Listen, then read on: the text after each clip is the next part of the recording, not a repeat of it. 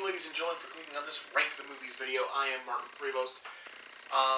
This week I've decided to talk about, well, I'm going to do a comparison of sorts. A comparison of a lot of things, if you can make out my stands, plus I have an empty space for something that isn't going on one of the stands. I've just finished rereading a story, and I read a different version of that story, and it's been turned into many movies, so I've decided to talk about it. We're talking about Who Goes There. Unfortunately, I don't have a single copy of Who Goes There. I have They Came from Outer Space. It's a book of a bunch of short stories that got turned into movies, sci-fi short stories that have been turned into movies. One of them is Who Goes There, which of course was filmed as a couple of different movies, which we'll get into. Who Goes There is the story of a group of Antarctic scientists who discover an alien in the ice. That alien is thawed out and then begins to replicate the humans, and it becomes the question of who is real and who is not real. This was, of course, first turned into a movie by Howard Hughes in 1951. That was entitled The Thing from Another World. I don't have a copy of it to show because I don't have a copy of it. I've seen it. It's a pretty decent movie. It's not a lot like the book. Mainly they just keep the Antarctic expedition portion alive. Otherwise, it's not a shape-shifting monster. It is a plant monster. Overall, it's a decent movie. Again, I don't think it's a great representation of this story, but I do enjoy it. I do enjoy the movie. If you've never seen it, it's definitely worth checking out. It's a pretty decent film. It was then remade again by John Carpenter as The Thing, which is a horror classic. It's one of my top 100 favorite movies. This one is much closer to the short story than The Thing from Another World, because it does keep the Thing as a creature who is trying to replicate a human. It keeps a bunch of the characters, McCready, Cooper, I just literally finished reading it. McCready, Cooper, Gary, like most of the characters.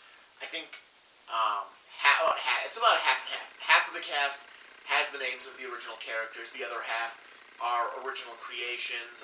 Why they just didn't give them all names from the original cast, from the story, because the story, in the short story, there's 37, I think, 37 people at this Antarctic expedition site. And in the film, The Thing, they cut that down to 8 to 10. So they could have taken names. There's definitely more than enough names that were laid out in the short story that they could have taken from, but they decided to give some of the characters new names, especially if they were not based on anyone from the short story, that they were just wholly original characters. It's a great movie. It's got some great CG in it. Yeah, I've always enjoyed watching The Thing and rewatching The Thing ever since I first saw it, which is what made me want to read Who Goes There and really get into that story. And it's a story I fell in love with. And again, this is one of my top 100 movies. It's in the top 25, so it's in the first quarter of my all-time favorite movies. I love The Thing. It is a great movie. It is just a very well-done piece of cinema. It bombed when it first came out, but it eventually started doing much better. And it's got a great ending, because it has that great ambiguous ending with McCready and Childs, and you're not 100% sure if one of them is a thing or not. The next version that came out was the 2011 prequel to the John Carpenter movie, still entitled The Thing. This one is lambasted because it has really bad CG. It was supposed to have practical effects like the original. They did not go with the practical effects. They went straight CG. It's not. I don't mind it. It's fun. It's not as good as the original. It's a pretty movie. It's really hard because it's a prequel. So you need to tell the story of how this Swedish expedition finds the alien, which is fine. You can tell that story. But then you need to tell their encounter and somehow make it different from the original movie, which is really difficult because you still need them to realize what it is they found, what it can do, what it's doing, and how to differentiate a human from a thing, which I feel like it's hard to do without making it exactly the same. I feel like they didn't want to continue off of the ambiguous ending of the original, so they went with a prequel, and they just didn't have anywhere to go with it. And I feel like if they had just went with a straight remake, they probably could have done a lot better. There's also the video game, which I also don't have a copy of. I played most of it. I think I might have completed it. I don't remember. This was years and years ago. It's the video game. It tries to have kind of that predictive AI where you never know if the people you run into are things or humans, but they almost always turn out to be things when they are confronted or when they might be able to assimilate you. So, I don't know. It's an alright game. I wasn't... It just literally popped in my head that there was a game. There's also a board game, which I've never gotten to play, but I've wanted to. But I've never found a copy for a price I wanted to pay, and I never thought I had a friend group who would be interested in playing a game based on the thing, a board game based on the thing. So I can't say anything about the board game. I just don't know. I've never played it. Again, the video game isn't bad. Between the three films, the John Carpenter is my favorite. I have a soft spot for the prequel. It's not a good movie. I just have a soft spot for it, and I enjoy watching it every once in a while. The Thing from Another World, it's a good movie. I really did enjoy it. I just never needed to see it again. Now, why am I shooting this video? What made me go, I want to talk about The Thing, when I just covered all of this stuff so bloody quickly? What's the point of this week's episode? Well, it's because I just actually got to sit down and read Frozen Hell, which is the slightly longer novella of Who Goes There. Basically, the author, John W. Campbell Jr., when he passed away, they went through his possessions and his files, and they found, donated to a university, I forget which university, I just read it this morning, that he had donated a manuscript, and that manuscript was for Frozen Hell, which is his original idea for Who Goes There. It is slightly longer. I think between the version I have here and the version I have here, it's about 40 to 50 pages difference. But I heard that there was a longer version, and I really love the short story Who Goes There, so I'm like, you know what? I want to read more. If there's more, I want to know what that edition is. So I read Frozen Hell. I reread most of Who Goes There, mainly because there is a moment where literally the two stories, there is no more difference. They just, if there is, they're very slight. Because I think I found a few slight differences in the editing between the two versions of the story. But it wasn't enough. Like, I got 3/4 of the way through it, Who Goes There, and you know what it is, I skimmed the rest of it just to make sure it was the same ending as I had just read in Frozen Hell. The biggest difference is the beginning, like the first couple of chapters. Also, how many chapters?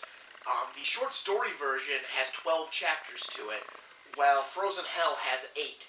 So it's a longer story, but some of those chapter breaks aren't there. They're just ellipses or stars, and then it moves on to what would be another chapter in this version. Mainly because I believe, and I could be wrong, so this is just my knowledge, Who Goes There was originally published as in a magazine, so it wasn't like the whole story at once. You got it over like 12 days, 12 issues, however the issue count was for that magazine. You got it over that period of time.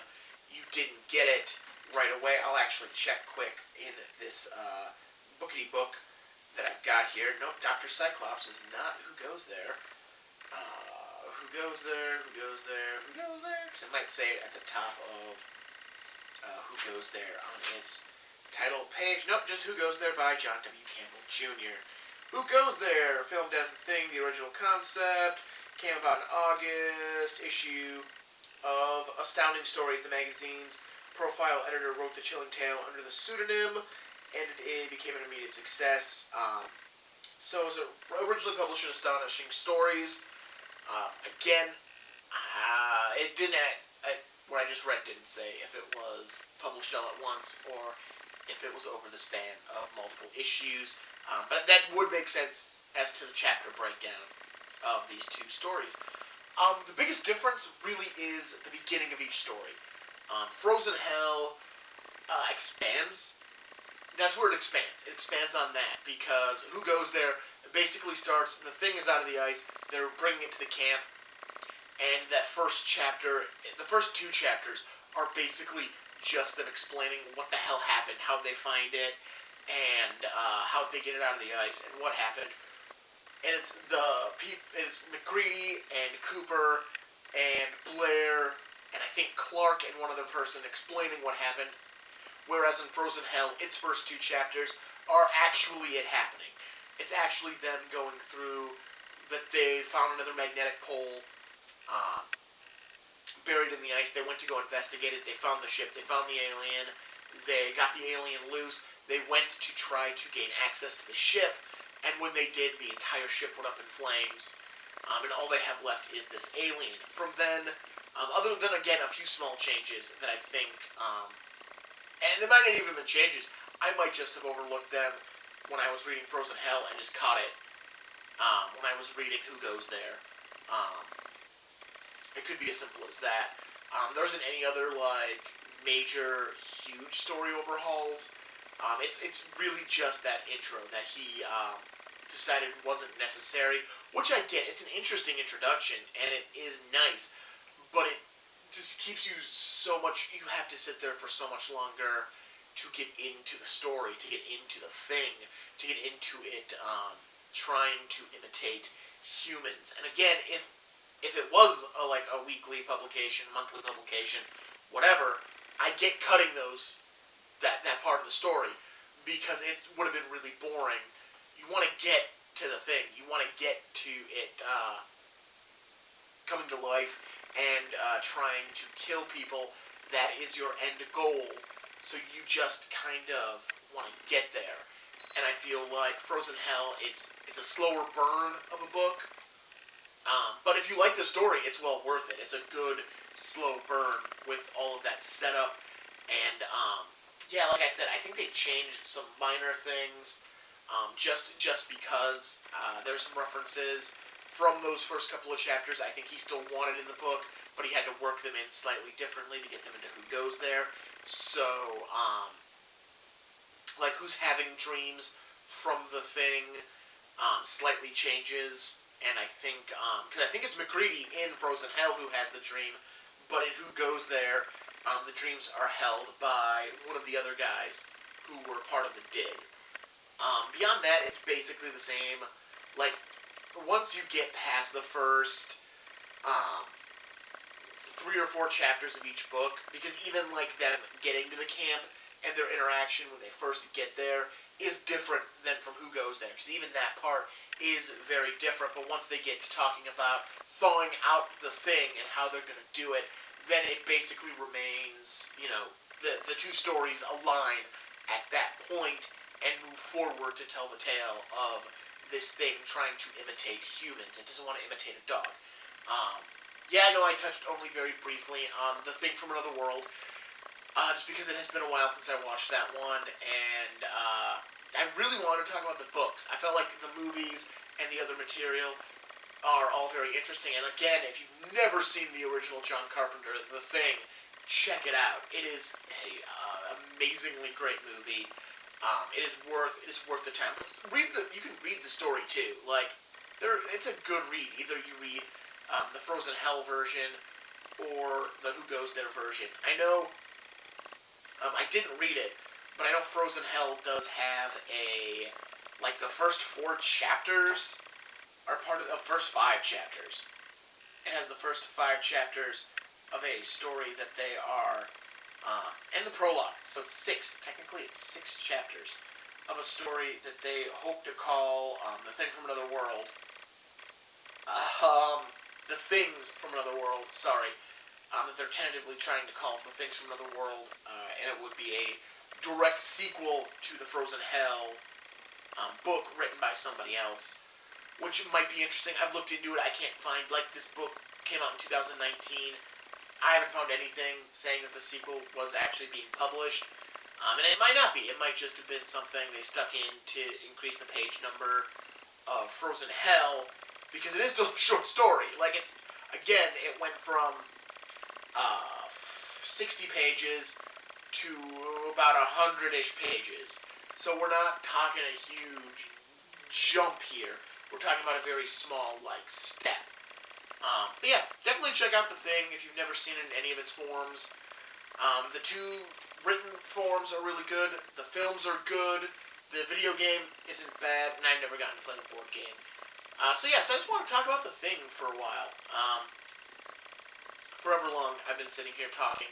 I feel like it can't be more than 15 minutes. I've done my stand-ups from my kitchen table about a single movie longer than this, than my discussion of these books and movies. Maybe it's because I've chosen the wrong time to film this. Who knows? But anyways, I hope you enjoyed this video. I hope it got you interested in something about The Thing, because I'm really interested in The Thing. I know Blumhouse is currently considering making a remake of the John Carpenter version of The Thing. You know, if they can do it right, I got no problem with that. I got no problem with them doing a remake, if it can be done properly. And if they want to tell a story that isn't exactly, like, don't give me the beat-for-beat story of this one, because that's basically what they did in 2011 with a few minor changes as a beat-for-beat story, and they called it a prequel. Give me a similar concept, but give me a similar concept, but a different story. Honestly, they could just give me Frozen Hell in a theatrical form where it starts off. There is no other expeditions. It's just this one crew in Antarctica who discovers the alien, find the alien, thawed out, and it's the tension of who is and who isn't a thing. Like, because the movies focus a lot on the body horror of the thing transforming, whereas the books kind of just gloss over that. Like, even when they're fighting the thing, it's not a huge set piece in either the short story or Frozen Hell that they're fighting the thing. It's more of just we fought it. We zapped it with an electric rod and it died, is the story there. So they don't want, it's not about that horror. It's about the horror of not knowing if the person sitting next to you is a person or is a thing. And I think that's really interesting. And I think that by itself could make a great suspense movie. Alright, well, I hope you enjoyed this video. I am Martin Prevost. This is Rank the Movies. Like, comment, and subscribe to make sure you don't miss any other content. Next week, I'm going to start talking about some movies I have never seen before. I've got a small list forming to cover the rest of this month, and I'm going to talk about them. I'm going to talk about some movies I've never seen before in a more intimate, one-on-one setting. I've got stuff on there like the classic Bonnie and Clyde.